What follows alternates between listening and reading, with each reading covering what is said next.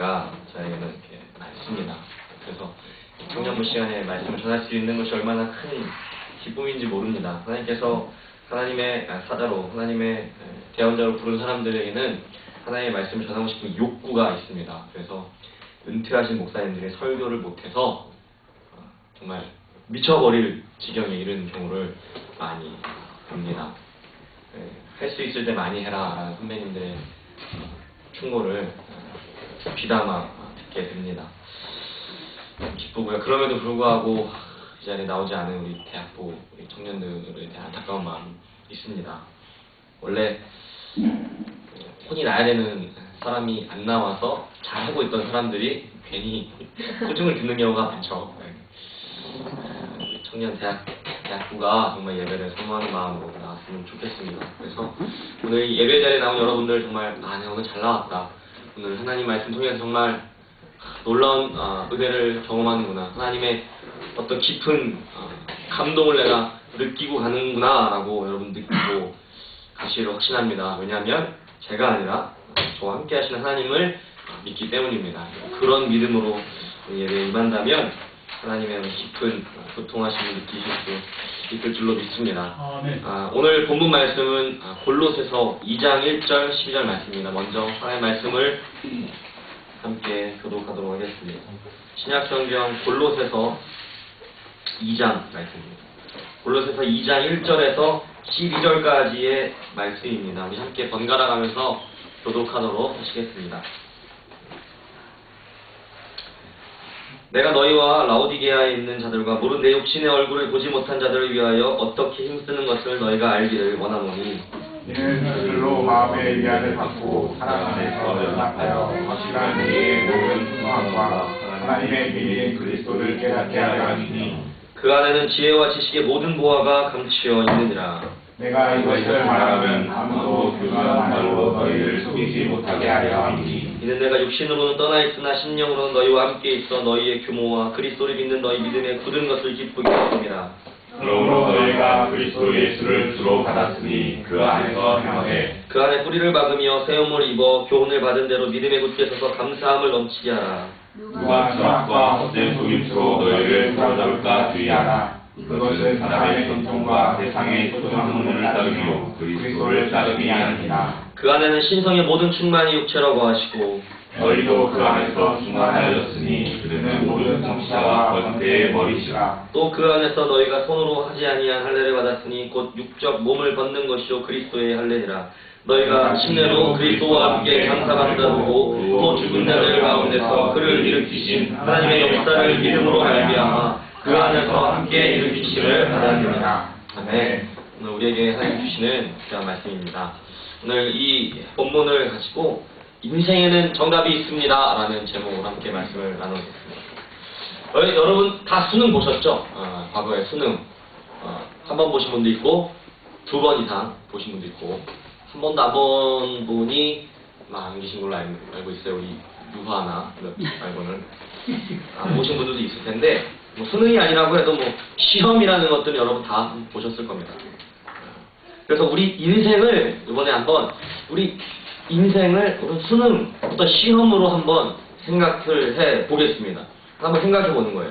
우리의 인생이 일종의 수능과 같은 어떤 걸 시험이다라고 한번 생각을 해 보는 겁니다.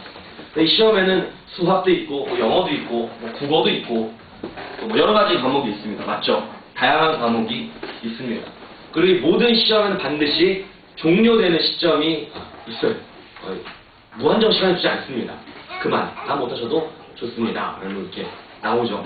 시험이 옛날 시간 종료된 시간이 있습니다. 그리고 정확하게 평가하는 그 평가 기준이 있어요. 시험이라는 것은. 저는 미술 전공을 했었기 때문에 미술 시험을 보면 그림을 그리면요 얘가 어떤 입체감 있게 그렸나, 선은 아름답게 나와 있나, 색감은 어떤가 이런 것들을 이렇게 평가하는 기준이 다 있습니다. 다른 시험도 마찬가지죠. 평가 기준이 있습니다.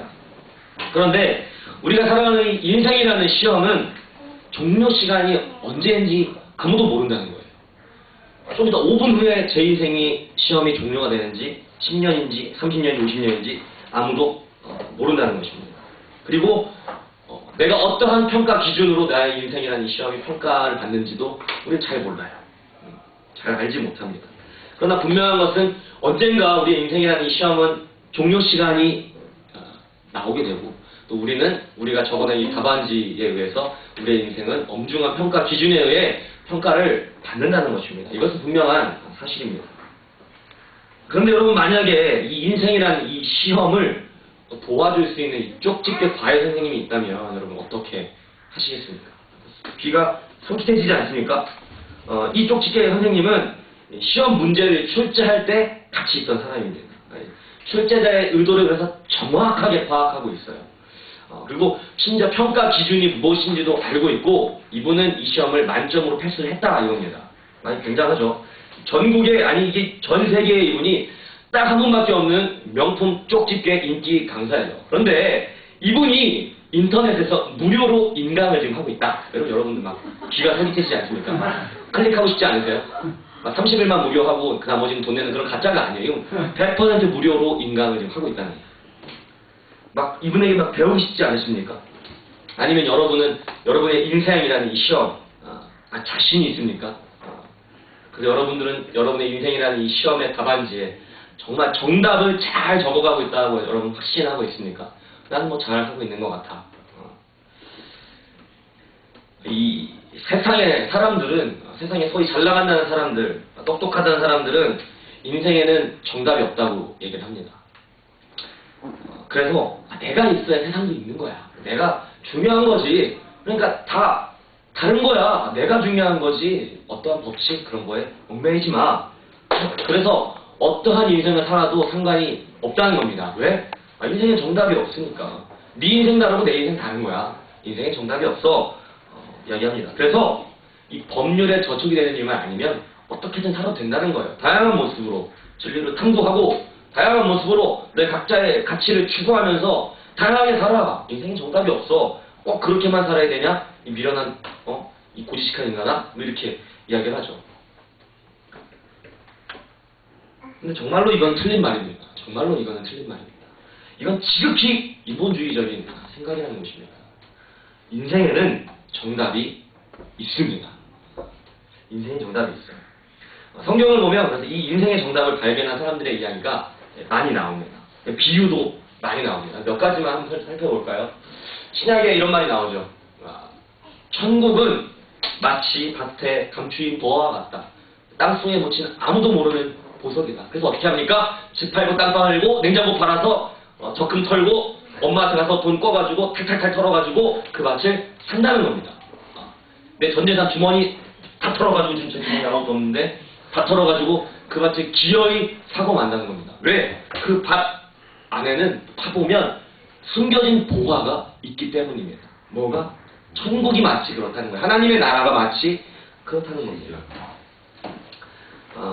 또 사도 바울을 보겠습니다. 사도 바울은 정말 사도 바울처럼 열심히 하나님을 섬겼던 사람이 없습니다. 그런데 그것은 그가 사도 바울이 되고 난 후의 일뿐만이 아니라 그가 예수 그리스도를 만나고 사도가 되기 전 사울이었던 시절에도 그건 마찬가지예요.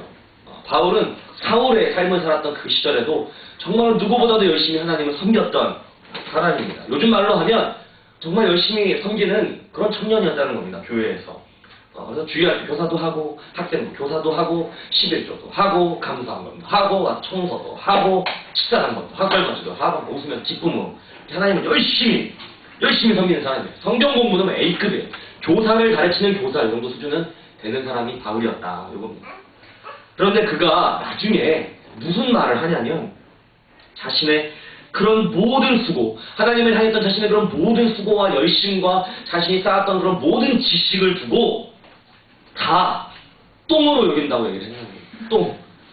내가 지난 그 모든 것들을 생각하니까 그 모든 것들이 다 똥이다. 정확히 똥이라고 얘기를 했어요. 놀라우십니까? 왜? 바울이 가장 고상한, 가장 고귀한 지식을 발견했기 때문입니다. 자신이 정답이라고 생각하고 열심히 답안지를 풀었는데 보니까 정답은 따로 있더라는 거예요. 정답을 보고 나니까 자신이 적어놓은 답은 뭐예요? 오답이더라는 거예요. 정답을 발견한 순간 그동안 작성한 오답을 똥처럼 버릴 수밖에 없는 겁니다. 똥을 여러분 어떻습니까? 사람 똥은 쓸 데가 없어요. 소똥은 말려서 거름으로 씁니다. 근데 사람 똥, 개똥은 걸음으로도 못 써요. 독해서. 너무 독해서 약으로도 못 씁니다. 뭐예요? 버려야죠. 사람 똥은 버리는 게 똥입니다. 건강검진 받을 때나 조금 덜어줄까? 쓸데가 없어요, 쓸데가. 그 바울은 자신의 이전에 열심을 품었던, 하나님을 향해 열심히 품었던 자신의 모든 방법과 모든 수고와 모든 지혜가 다 똥 같다는 거예요. 버릴 거밖에 안 된다는 겁니다. 그래서 빌립보서 3장에 보면 바울이 이렇게 이야기를 합니다. 그러나 나도 육체를 신뢰할 만하며 만일 누구든지 다른 이가 육체를 신뢰할 만한 것이 있는 줄로 생각하면 나는 더욱 그러하리니 나는 파데만의 할례를 받고 이스라엘 족속이요 베냐민 지파요 히브리인 중에 히브리인이요 율법으로는 바리새인이요 열심으로는 교회를 박해하고 율법의 의로는 흠이 없는 자라. 지금 자기 자랑하고 있는 거예요. 자기가 그만큼 완벽한 사람이었다는 겁니다. 하나님에게 유대인으로서 하나님을 향한 그 열심이, 수고가 야 나와봐, 나는 이 정도야. 내가 행사 때마다 동영상 만들고 내가 담을 세워가지고 말이야 설교면 설교, 동영상이면 동영상, 청소면 청소, 주보면 주보, 내가 다 한 사람이야. 니들이 교회 열심히 했어? 그걸 자랑해? 나만큼 자랑할 사람 없어라고 지금 이야기하는 것이죠. 제가 그랬다는 게 아니에요. 바울이 그랬다는 거예요. 바울이. 열심으로는 교회를 박해하고 율법으로 흠이 없는 자라. 그러나 무엇이든지 내게 유익하던 것을 내가 그리스도를 위하여 다 해로 여길 뿐더러 또한 모든 것을 해로 여김은 내 주 그리스도 예수를 아는 지식이 가장 고상하기 때문이다.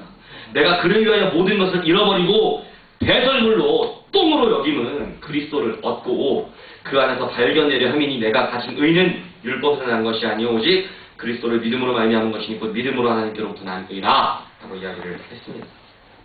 자, 천국은 마치 가짜 감추인 보화와 같다. 내가 이전에 수고했던 모든 것들이 다 똥으로 여긴다. 그리스도를 아는 지식이 가장 고상하기 때문이다. 고백을 우리가 지금 보았습니다. 그렇다면 여러분에게는 하나님의 나라가 또 예수 그리스도를 아는 지식이 정말로 어떤 의미냐는 겁니다. 여러분에게 과연 그게 어떤 의미입니까? 여러분에게 하나님의 나라는 어떤 의미죠? 여러분에게 예수 그리스도를 아는 지식이 어떤 의미입니까? 어떤 가치를 갖고 있습니까? 여러분도 정말로 그것을 위해서 여러분이 갖고 있는 모든 것을 다 털어버릴 수 있습니까? 적금 깨실 수 있어요? 여러분 보험 해지할 수 있겠어요? 연금 붙던 거 해지하고 그거 바꿀 수 있겠어요? 하나님 나라와 여러분?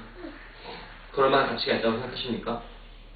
여러분 정말로 여러분이 지금 하나님을 섬기고 있는 여러 가지 모습들이 있는데요. 여러 가지 모습으로 하나님을 섬기며 생활하고 있습니다. 지금 여러분이 하시고 있는 여러분이 하나님을 섬기고 있는 지금 방법이 정말로 여러분이 정답이라고 확신할 수 있습니까?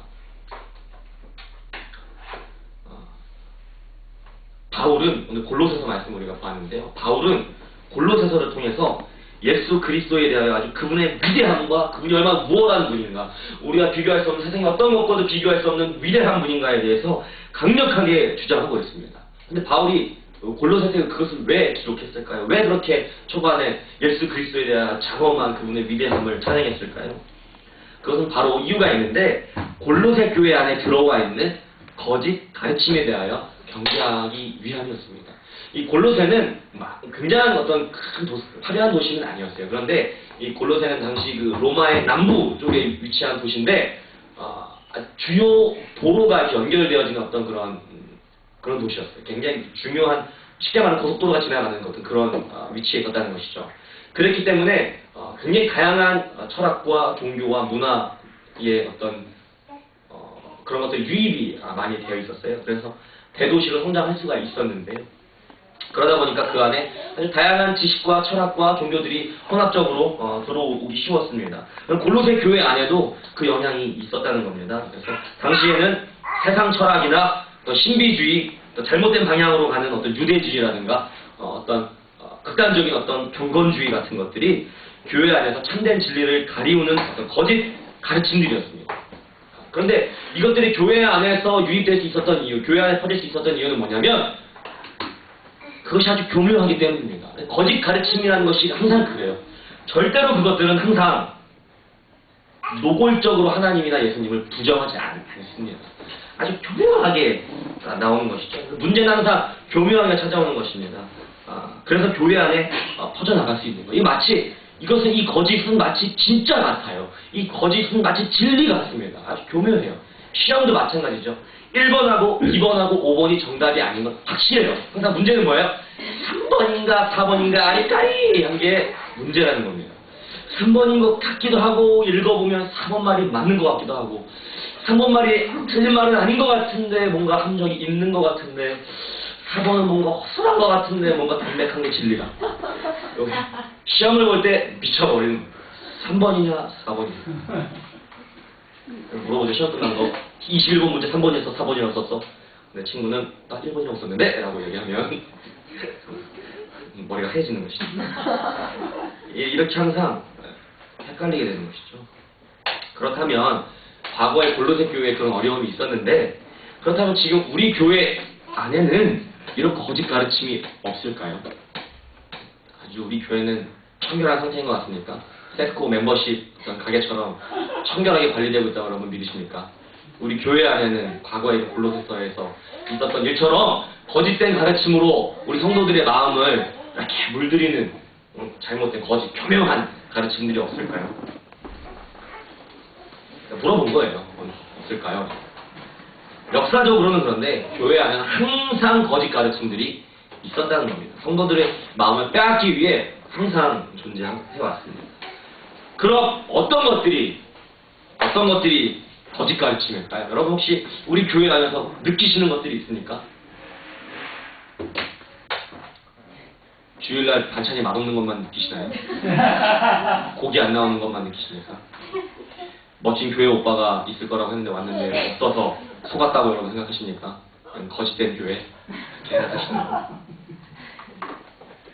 한번 생각해보자는 겁니다. 어떤 게 있을까? 뭐 다양한 것들이 있겠지만 오늘 저는 한두 가지 정도만 함께 나눠보면 어떨까 생각이 듭니다. 세상은 우리 대학부 청년들이 왔으면 정말 좋았을 텐데 좋은 대학, 좋은 직장을 다녀야 사회에서 성공할 확률이 높다라고 이야기합니다. 근데 맞는 말이죠. 맞는 말 같지 않습니까? 실제로 여기 참 마침 나와 있는데 우리 서울대를 나온 정규영 전도사가 서울예술대를 나온 이영주 전도사보다 사회적으로 성공할 확률이 높다라는 것은 부정할 수 없는 거죠. 누가 봐도 그렇지 않습니까? 사회가 그런데 뭐 어떻게 해요, 그쵸? 우리가 아무리 정치체라 그렇게 얘기해도 결국은 그건 부정할 수 없는 겁니다. 그런데 중요한 것은 우리가 말하는 이 성공이 과연 어떤 길에서의 성공이냐라는 것은 우리가 분별할 수 있어야 된다는 겁니다. 우리는 그래서 열심히 살면 된다고 생각합니다. 우리가 최선을 다해서 무언가를 이룰 것이라고 믿는 것이죠. 내가 모든 최선을 다해서 열심히 하면 내가 원하는 것들을 이뤄낼 수 있다고 믿는다는 것이죠. 사람이 다 그렇겠지만 결국 열심히 사는 이유가 뭘까요? 결국 사람답게 살면서 사람이 행복하기를 원하는 겁니다. 맞죠? 이거는 예수 믿으나 안 믿으나 똑같아요. 모든 사람들이 열심히 사는 이유는 사람이 사람답게 살고 행복을 누리자. 이게 우리 어떤 공통적인 목표가 아닐까 생각이 듭니다. 그런데 우리는 있다든지 속고 있다는 겁니다. 과연 무엇이 사람답게 사는 것이고 무엇이 행복을 누리는 방법이냐는 것이죠. 어떻게 해야 사람답게 살고 어떻게 해야 행복을 누릴 수가 있는지에 대해서 우리는 너무나 자주 또 많이 속고 있다는 겁니다. 우리는 좋은 대학에 들어가면 사람답게 살 수 있을 거라고 믿습니다. 왜냐하면 그래야 궁극적으로 나중에 내가 좋은 직장에 취업할 수 있고 또 내가 하고 싶은 목표로 했던 그런 일들을 이룰 수 있기 때문입니다. 그래서 열심히 사는 게 잘못된 건 아니죠. 내가 좋은 대학에 들어가고 좋은 직장에 취업하고 싶어 하는 것은 절대로 죄가 아닙니다. 절대 죄가 아니죠. 문제는 뭐냐면 우리는 항상 내가 무엇이 되겠는가, 내가 어떠한 결과를 내겠는가, 거기에만 관심이 있다는 것입니다. 옛 속담에 뭐로 가도 서울로만 가면 된다는 말이 있어요. 여러분 다 아시죠? 여기서 뭐로 가도에서 뭐로라는 것은 옆으로 비껴서 대각선으로라는 뜻을 가지고 있는데요. 가는 길이 조금 어긋나도 결과만 좋으면 된다는 거예요. 결과만 좋으면 된다. 그런데 우리의 의식 중에 은근히 이런 마음이 있어요. 이런 마음이 있다는 겁니다. 일단 결과가 좋으면 된다는 생각이 있다는 겁니다. 그래서 내가 원하는 무언가를 이루기 위해서 어떤 것을 내가 이루는 것이 중요하지 내가 어떻게 해서 그것을 이루는지에 대해서 별 관심이 없어요. 일단 내가 그것을 목표를 향해 목표만 바라보고 가는 거예요. 그것만 바라보고 가는 겁니다. 난 한 곳만 바라보며 가는 거야. 난 오직 그것을 향해 달려간다. 이런 자세가 있는 것이죠. 그래서 이런 결심을 해, 이런 생각이 있어요. 내가 무엇이 되겠다. 내가 어떤 회사에 취업을 하겠다. 내가 어떤 시험에 붙겠다. 내가 어떤 대학에 가겠다. 내가 결혼을 하겠다. 내가 뭐 취업을 하겠다. 여기까지 생각을 해요. 조금 더 깊이 생각하면 내가 취업을 잘 하겠다. 내가 결혼을 잘 하겠다. 이 정도 생각을 하지, 내가 결국에 그것을 어떻게 해서 하는지에 대해서는 중요하게 생각하지 않는다는 겁니다. 중요한 것은 내가 무엇이 되겠는가. 거기에 관심이 많다는 것이죠. 그런데 하나님은 내가 무엇이 되겠는가 보다는 내가 어떻게 하겠는가에 더 관심이 많다는 것이죠. 다시 말해서 결과보다 과정을 더 중요하게 여기신다는 의미입니다. 내가 좋은 회사에 취직하고 열심히 일해서 성공도 하고 좋은 사람 만나서 결혼도 하고 혹은 내가 열심히 하나님 섬겨서 더 정확하게 성경을 해석하는 법을 내가 연구해야지. 내가 좋은 목사가 돼야지. 내가 돈 많이 벌어서 선교사님 후원해야지. 내 교회에 헌신해야지. 이렇게 우리는 선한 일들을, 선한 목표를 계획합니다. 그런데 정작 중요한 것은 그것을 내가 어떻게 이루겠느냐 이게 있다는 겁니다. 내가 어떻게 그것을 이루겠느냐. 하나님은 우리가 그 일들을 어떻게 이루어가는지 그 과정을 지켜보기 원하신다는 겁니다. 결과에 관심이 많은 우리이기 때문에 우리는 우리의 구원에 대해서도 그게 마찬가지입니다. 우리 구원에 대해서도 마찬가지예요. 그래서 우리가 어떻게 구원을 받느냐, 내가 어떻게 구원을 받겠는가, 내가 천국에 가겠는가, 내가 구원의 확신이 있는가, 여기에 엄청난 관심을 갖습니다. 물어보죠. 지금 당장 죽으면 천국에 가실 확신이 있습니까? 그런 거예요. 그게 반드시 있어야 되는 거예요. 지금 죽으면 천국 갈 확신이 있냐고요, 지금. 거기에 우리는 엄청난 관심을 갖고 있습니다. 그런데 정작 그럼 내가 어떻게 살아야 되는가? 그럼 내가 어떻게 구원의 길을 내가 걸어가는 것일까? 어떻게 내가 살아가는 것이 구원받은 사람의 삶을 사는 것인가? 거기에는 별로 관심이 없습니다. 여러분, 내 삶이 정말로 주님의 것입니까? 내 삶 전부, 내 삶 드리리, 예수 사랑해요. 내 모든 것 다해, 내 마음 다해, 주 찬양합니다. 여러분, 노래도 많이 하잖아요. 정말로 이 14시간 주님과 동행하며 하나님을 알아가기 위해 여러분 전 생애를 바치고 있습니까? 정말 하나님의 나라가 나의 모든 것을 다 팔아서 바꾸어도 아깝지 않을 귀한 것이라고 생각하고 예수 그리스도를 아는 그 일을 위해 여러분의 모든 것을 투자하고 있습니까? 정말로 내 삶이 정말로 그것이 내 삶 최고의 우선순위로 되어 있냐는 것이죠. 근데 그렇지 않은데도 여러분 어떻게 우리의 구원을 이렇게 확신할 수 있냐는 겁니다. 여러분 어떻게 그렇게 태어날 수 있냐 묻는 것입니다. 많은 사람들이 내가 구원을 받았는지 아닌지에 대한 결과에만 관심을 갖고 있지 내가 어떻게 구원의 길에 들어서겠는가 거기에는 별 관심이 없다는 것입니다. 들어가. 세상은 결과가 중요하다고 가르칩니다. 결과가 중요하다. 우리 교회도 그런 거짓 가르침에 물들고 있지는 않습니까? 세상은 좋은 결과를 내야 성공이라고 말합니다. 그래서 그 성공적인 사례들을 많이 이야기하죠. 하버드에 들어간 자매의 간증을 우리는 많이 봤을 거예요. 하나님이 하셨어요. 주일 예배 열심히 드리고 성가대 수고 열심히 했지만 하나님이 하셨어요. 하버드 입학. 귀한 믿음으로 우리가 본받죠. 그리고 막 사업이 성공한 어떤 집사님들의 그 간증. 내가 하나님 앞에 헌금을 아낌없이 드렸더니 하나님께서 몇 배로 갚아주셨습니다. 성공적인 그리스도인의 어떤 삶 이런 것들 우리가 간증을 듣습니다. 결과가 성공적이면 우리는 그것을 으뜸으로 쳐줍니다. 나쁜 것은 아닐 수 있습니다. 좋은 결과를 내야 성공이라고 말하기 때문에 좋은 결과를 내기 위해서 일단은 무조건 그 결과가 날 때까지 그 결과를 최우선으로 생각을 합니다. 그리고 열심히 그것만 생각하면서 열심히 하라고 가르칩니다. 하지만 성경에도 과연 그렇게 이야기하고 있을까 생각을 해보겠습니다. 정말로 성경에서도 그렇게 말하고 있을까요? 결과가 중요하니까 그 결과를 내기 위해서는 일단은 그것만 집중하고 그것을 위해 최선을 다해라라고 이야기하고 있을까요? 몇 가지 예를 좀 살펴보겠습니다. 모세, 여러분 모세 잘 아시죠? 모세는 정말 단 한 달이면 도착할 수 있는 거리였어요. 걸어서 한 달이면 갈 수 있는 거리였습니다. 그런데 거기를 40년이 넘는 시간 동안 삥삥 걸면서 생고생을 하고 돌아갔습니다. 심지어 모세는 그 약속의 땅을 보고도 못 들어갔어요. 죽었어요. 보고 죽었습니다. 모세는. 거기 들어가려고 가나안 땅만 바라보면서 평생을 살았는데 보고 들어가지 못하고 죽었다는 겁니다. 얼마나 이 비효율적이고 비합리적이고 억울한 일입니까? 그것만 바라보면서 왔는데. 다윗 아시죠? 다윗은 어린 시절에 사무엘에 의해서 기름 부음을 받고 하나님으로부터 왕으로 세움을 입는 아주 그런 귀한 경험을 한 사람입니다.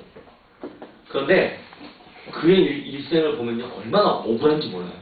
그냥 아무 이유도 없이 어떤 명분도 없이 사울에 의해서 쫓겨다니는 생각합니다. 인생에 가장 어떤 그 화려하고 꽃피울 그 젊은 청년의 그 시절을 평생을 사울에게 쫓겨다니다가 보내고 말았어요. 그가 정말 그 장성하고 그가 전쟁에 나가서 승리하니까 국민들이 다윗을 막 지지했거든요. 그러니까 그만큼 다윗에게는 인생의 정성기였단 말이에요. 사람들의 지지도 얻었고 전쟁에 나가면 승리하고 왕에게도 충성하며 멋진 하나님 앞에서 하나님을 섬기며 하나님만을 바라보며 그 믿음의 삶을 살았는데 그에게 돌아온 건 뭐냐면 그의 청춘을 평생을 사울에게서부터 도망다니는 것으로 청춘이 끝나버렸다는 겁니다. 얼마나 이게 억울하고 이게 정말 분통 터지는 일입니까? 그 다윗이 그 청춘을 막 불태워 하나님을 위해서 섬겼다면 이스라엘에 얼마나 귀한 업적을 남겼겠습니까? 근데 보면 다윗에게 기회가 없었던 게 아닙니다. 사울은 이미 미친 왕이었어요. 미친 왕. 완전히 미쳐버렸습니다. 그래서 누가 봐도 이제 왕으로서의 자격이 상실된 사람이었습니다. 심지어 다윗은 사울을 죽일 수 있는 기회도 있었습니다. 쉽게 그를 죽이면 이제 더 이상 쫓겨다니는 이 지긋지긋한 삶에서 벗어날 수 있고요.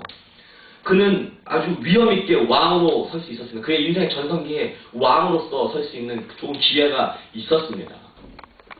그럼에도 불구하고 다윗은 비효율적이고 비합리적이고 억울하고 오랫동안 돌아가는 일을 오래 걸리는 길을 고통스러운 길을 택했다는 것입니다.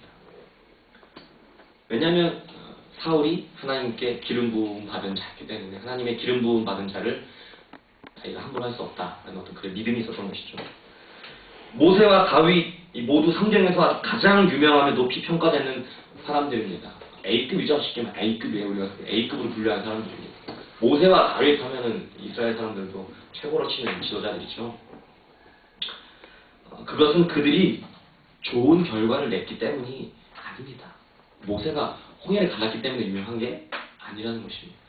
다윗이 왕으로서 통치를 잘했기 때문에 하나님께서 그들을 지면에서 가장 온유한 자다, 하나님 마음에 합한 자다라고 평가해 주신 게 아니라는 것이죠. 하나님께서 그들을 그렇게 평가해 주신 이유는 그들의 인생이 모두 한 걸음 한 걸음 주님과 동행하는 삶을 살려고 했기 때문입니다. 그들이 중요하게 생각한 것은 어떻게 해야 효과적이고 성공적으로 이 일을 마치겠는가가 아니었다는 겁니다.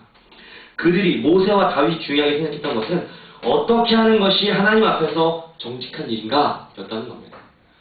물론 중간중간 실수도 많이 했어요. 하지만 그들은 다시 회개하고 하나님 앞에 돌아왔습니다. 왜? 그들은 늘 하나님과 대면하면서 살려고 했기 때문입니다. 그들이 그랬기 때문에 역사를 통틀어서 가장 유명하고 존경받는 인물로 하나님 앞에서 세움을 받게 됐다는 것입니다. 우리가 세상의 거짓 가르침에 속아 넘어가지 않을 방법은 하나입니다. 뭐냐면 그것보다 위대한 가르침에 우리가 집중하는 것입니다. 바울이 골로새서에서 그토록 예수 그리스도의 위대함과 우월함 그것을 강조한 이유가 거기에 있습니다. 오늘 본문의 2절부터 4절까지를 보겠습니다. 이는 그들로 마음의 위안을 받고 사랑 안에서 연합하여 확실한 이해의 모든 풍성함과 하나님의 비밀인 그리스도를 깨닫게 하려 함이니 그 안에는 지혜와 지식의 모든 보화가 감추어져 있느니라. 내가 이것을 말함은 아무도 교묘한 말로 너희를 속이지 못하게 하려 함이니 바울은 이러한 믿음이 있었기 때문에 예수 그리스도에 대해서 강조했던 것입니다. 여러분은 영성이 무엇이라고 생각합니까? 영성이란 말 많이 하죠. 영성이 참 좋다. 저 사람 참 영성이 좋아. 저 찬송인도자는 영성이 달라. 어디 거기라는 영성이 게임이 안 되지. 좋은 이유가 있어. 이야기를 하죠. 영성이 좋다. 이렇게 이야기 많이 합니다. 근데 그렇게 말할 때 여러분은 그 영성이 과연 뭐라고 생각합니까? 영성이 뭘까요? 영성. 기도를 기가 막히게 잘하고 할렐루야, 할렐루야, 주여 이렇게 말하는 분 있죠. 말하는 분 있어요. 기도원 가면 나쁘다는 게 아니라 그런 분들이 있다는 거예요. 그렇게 기가 막히게 잘하거나 아니면 탁월하게 섬기는 분들이 있어요. 탁월하게 은사가 많은 분들이 있어요. 혹은 방언으로 말하거나 말씀을 또 많이 알고 있는 사람을 혹시 그렇게 말하시나요? 영성이 좋다. 저 사람 영성이 좋다. 찬송이들 기가 막히게 하네. 막 나를 감동시키네. 영성 좋다. 이렇게 말씀하시나요? 굳이 한번 찾아보자면 영성의 사전적 의미는 신령한 품성이나 성질이라고 나와 있더라고요. 신령한 품성이나 성질. 어떻습니까? 이러한 신령한 품성, 이것은 오직 하나님께만 있습니다. 하나님께만 있죠. 어떤 짐승이나 다른 창조물에 있지 않습니다. 여러분 원숭이에게 신령한 성품이 있습니까? 신령한 품성이 느껴지십니까? 여러분 길에 핀 들꽃을 보면서 신령한 품성이 여기에 숨어있어 생각하십니까? 집에서 기르시는 개를 보면서 안 죽었다! 신령한 성품이 너에게 있구나. 내가 먹으라고 하기 전까지 먹지 않는 너에게 신령한 성품이 있어. 그렇게 생각하지 않죠. 신령한 성품은 하나님께만 있습니다. 그런데 이것은 창조 때에 실은 우리 인간에게도 있었지만 우리가 범죄함으로 말미암아 상실한 성품이라는 것입니다. 그런데 이 영성, 이 신령한 이런 품성을, 이 영성을 우리가 회복하고 충만하게 할 수 있는 방법이 있는데 오직 신령함과 거룩함의 원천인 하나님과 가까이 하는 것에만 있다는 것입니다. 하나님 외에는 그런 신령한 것들이 나올 수 있는 곳이 없어요. 우리 자체적으로 그 신령한 것들을 만들어낼 수가 없습니다. 그래서 그 원천인 하나님과 가까이 해야만 우리 그것을 얻을 수가 있습니다. 그러니까 쉽게 말해서 영성이라는 것은 뭐냐면 얼마나 인간이 하나님과 가까이 있느냐, 얼마나 하나님과 친밀한 관계를 맺고 있느냐, 얼마나 하나님과 깊은 교통을 누리고 있느냐, 여기에 달려있다는 것입니다. 그것에 의해서 결정이 된다는 겁니다. 그럼 우리가 하나님과 아주 가까이에서 깊은 교통의 어떤 그런 관계를 맺을 수 있는 방법이 무엇일까요? 그게 바로 예수 그리스도 안에 있다는 겁니다.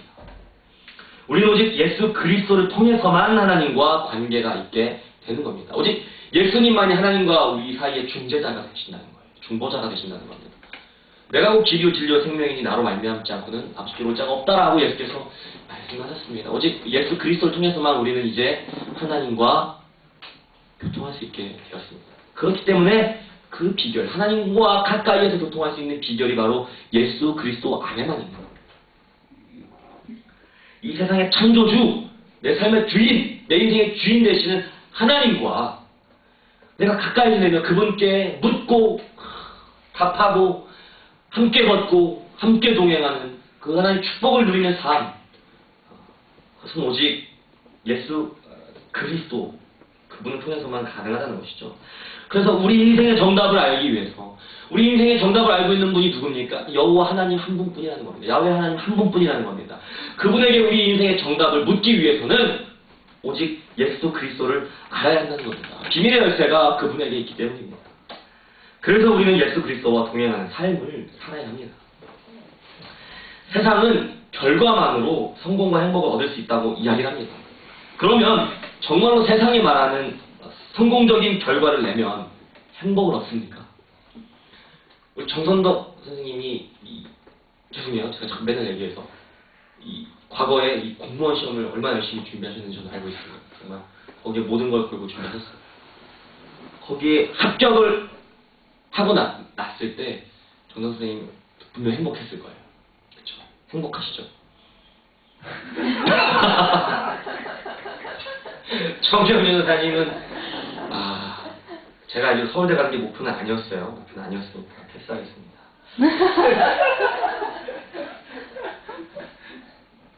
성공적인 결과를 내면 정말 행복할까요? 정말 그런가요? 안정적인 직장, 매력적인 배우자, 넘쳐나는 돈, 이 세 가지. 생각만 해도 막 미소가 막 져있죠. 부족한 게 없죠. 안정적인 직장, 매력적인 배우자, 넘쳐나는 돈, 이 세 가지만 있으면 행복할 것 같지 않습니까? 그 세 가지만 있으면 사람답게 행복하게 살게 될까요, 여러분? 정말로? 제가 알기로 여기서 대답할 수 있는 사람이 아무도 없어요. 왜? 세 가지를 갖고 있는 사람이 없거든요. 한두 가지는 있을지 몰라도 한두 가지가 없어서 대답을 못 하실 거예요. 저도 마찬가지예요. 저도 단 한 번도 그 세 가지를 다 가져본 적이 없기 때문에 말씀을 드릴 수는 없습니다. 아니야, 행복하지 않아요. 내가 그거 어떻게 알아? 가져본 적이 없는데. 그런데 하지만 그 모든 것을 다 가졌던 많은 사람들이 스스로 목숨을 끊거나 평생을 불행 가운데 살았다는 소식을 좀 많이 들었습니다. 많이 들었어요. 그렇기 때문에 그것이 인생의 정답이 아닐 거라는 것을 우리가 미루어 짐작을 하게 된다는 겁니다. 그게 정답이었으면 그것을 다 이룬 사람들은 다 사람답게 살고 행복해야 되는 거 아닙니까? 뭔가 빠진 거 아니겠어요? 세상은 그렇게 말하는데 성공적인 삶을 살라고 이야기를 하는데 그럼 성경은 우리를 어떠한 삶으로 인도를 할까? 아까도 이야기했지만 하나님은 우리의 어떤 결과보다 과정을 더 중요하게 생각을 한다고 하셨습니다. 결과로 인해서 우리가 행복을 얻는다고 믿지만 사실은 우리가 결과 때문에 행복하다기보다는 결과를 얻기 위해 가는 그 모든 과정이 다 중요하다는 겁니다. 그래서 인생의 매 순간을 내가 하나님과 동행하며 하나님의 역사를 그 순간순간 경험하는 그 모든 순간을 통해서 마침내 우리는 사람답게 사는 것이 무엇인지 깨닫게 되고 행복을 얻게 되며 비로소 성경에서 말하는 성공적인 삶을 살게 된다는 겁니다. 내가 무엇을 성취하느냐가 중요한 게 아니에요. 내가 그것을 어떻게 성취하려고 하며 내가 지금 어떻게 현재의 삶을 살고 있고 그것이 하나님 앞에서 내가 떳떳하냐, 내가 깨끗하냐, 내가 하나님과 지금 같이 가고 있느냐. 하나님과 같이 가고 있다면 당연히 함께 걷는 하나님을 내가 느끼게 되겠죠. 이 세상의 창조주를 내가 느낀다는 겁니다. 생각을 해보십시오. 이 우주 만물을 창조한 하나님을 내가 느끼는 거예요. 여러분, 우주를 생각해 보십니까? 요즘에는 막 과학이 발달해서 우주를 막 보죠. 우리가 영상 속에서 봅니다. 우주에 갔다 온 사람도 있죠. 우주인이라고 그러죠. 우주를 저는 가끔 생각할 때가 있어요. 이렇게 조용히 눈을 감고 정말 그 지하처럼 어두운 우주를 상상합니다. 내가 그 우주의 그 공허한 공간에 내가 정말 나 혼자 떠있다 이 생각을 해봅니다. 여러분 한번 생각해보세요. 정말 그러면 그 웅장한 우주가 막 느껴져요. 막 끝도 없이 펼쳐지는 그 우주. 그리고 정말 한 적이 빛도 없는 그 칠흑 같은 그 어두움, 그리고 그 고요함 가운데서 들리는 그 제가 알 수 없지만 그 우주의 그 소리들이 웅장하게 저에게 들려지는 겁니다.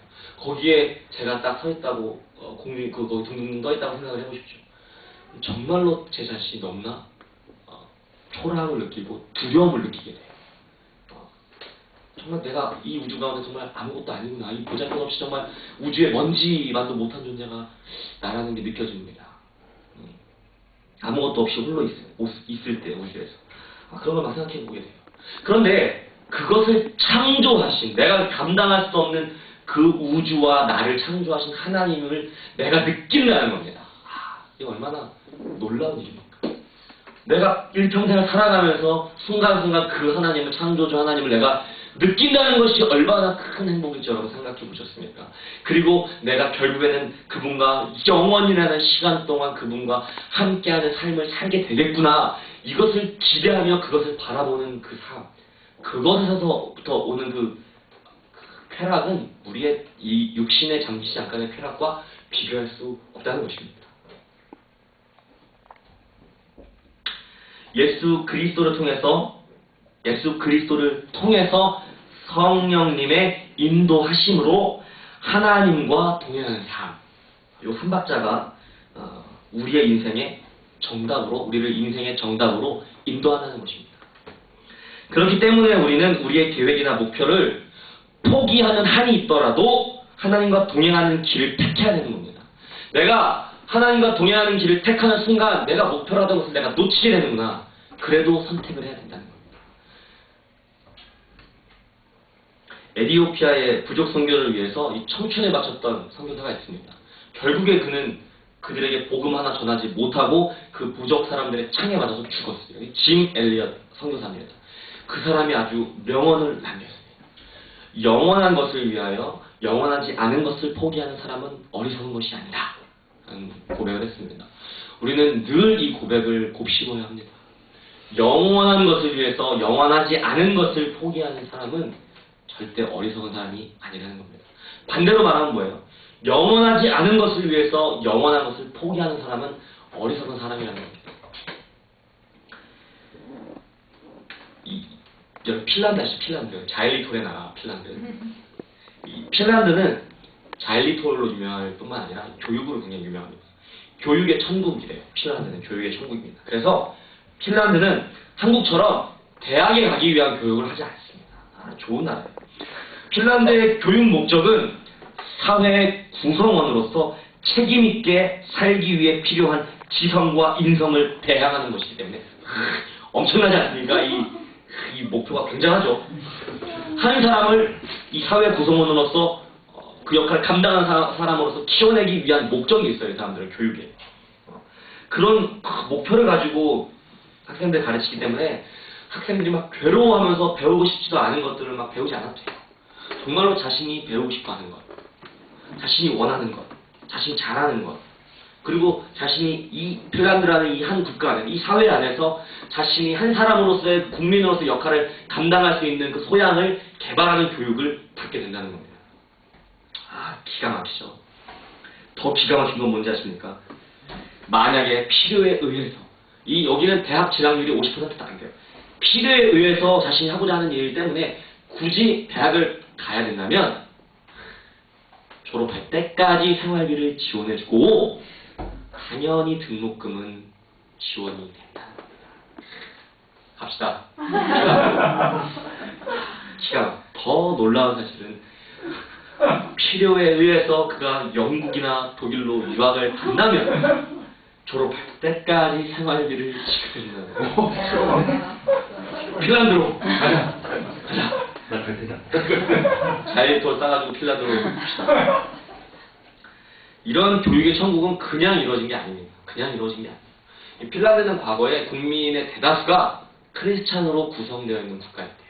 그래서 이 사람들이 모여서 마음을 모은 겁니다. 우리가 크리스찬으로서 크리스찬의 가치를 가르칠 수 있는 교육 환경을 만들자. 그래서 마음을 똘똘 모아서, 온 국민이 마음을 모아서 이 복지 정책을 만든 겁니다. 세금을 우리가 좀 많이 내더라도 우리 아이들에게 크리스찬으로서의 가치를 가르칠 수 있는 교육의 환경을 만들어내는 거 아니야. 그 마음을 모아서 이렇게 만들었다는 겁니다. 기가 막히죠. 기가 막힙니다. 그런 교육의 천국 핀란드, 과연 지금은 어떤 나라가 되었을까요? 놀랍게도 현재 국민의 대다수가 신앙생활을 하고 있지 않습니다. 국민 대다수가 신앙생활을 하고 있지 않아요. 지금도 그 시스템은 여전히 유지를 하고 있지만 그 속을 들여다보면 거의 핀란드는 굉장히 호수가 많은데 그 호수를 두고 이렇게 몇 킬로씩 떨어지게 집들을 지어놓고 살면서 외로움과 조울증 그리고 알코올 중독에 시달리면서 고통 가운데 살아가는 사람들이 굉장히 많다고 합니다. 핀란드가 교육 천국에서 정말 최고의 교육을 시켰는데 결과는 뭐예요? 사람이 사람답게 살지 못하고 행복을 누리지 못하게 됐다는 겁니다. 정말 의아하죠? 왜 이렇게 됐을까요? 왜 그렇게 됐을까요? 그들이 크리스찬 교육의 천국은 만들었는데 뭘 놓쳤을까요? 그 과정에서 하나님과 동행하는 영성을 놓쳐버렸다는 겁니다.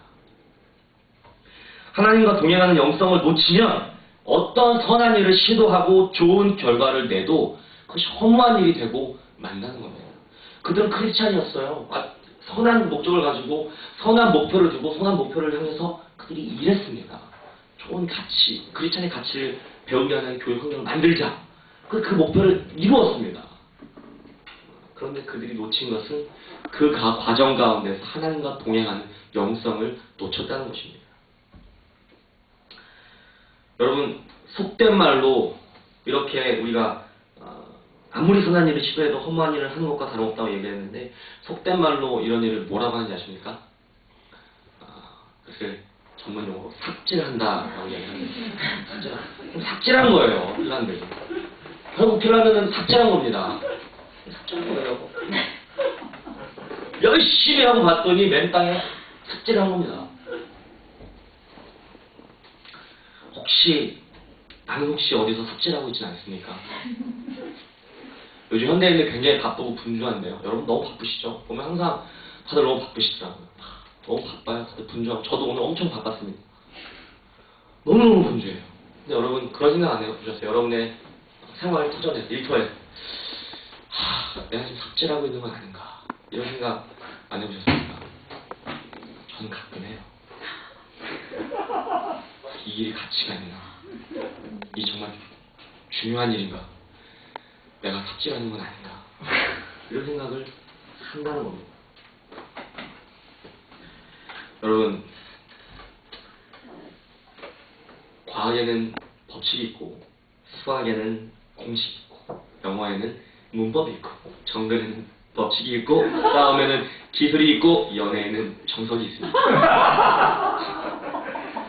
그리고 우리 인생에는 정답이 있습니다. 우리 인생에 정답이 있어요. 세상 사람들이 인생에 정답이 없다고 말하지만 여러분 거기에 속지 마십시오. 우리 인생에는 틀림없이 정답이 있습니다. 그리고 그 정답은 예수 그리스도 안에 있다는 것입니다. 왜냐하면 예수 그리스도를 통해서만 우리가 하나님을 만날 수 있기 때문입니다. 여러분은 예수 그리스도에 대해서 얼마나 알고 계십니까? 예수 그리스도를 아는 지식에 대해서 여러분 얼마나 궁금해하고 있습니까? 여러분 정말로 그분을 아는 지식이 어떤 것보다 귀하다는 믿음을 여러분 갖고 있습니까? 여러분 아직도 처음에 물었던 질문이죠. 여러분 아직도 여러분 인생의 답안지에 여러분이 정답을 적어 나가고 있다고 확신하십니까? 한번 생각해보는 시간이 되기를 바랍니다. 기도하겠습니다.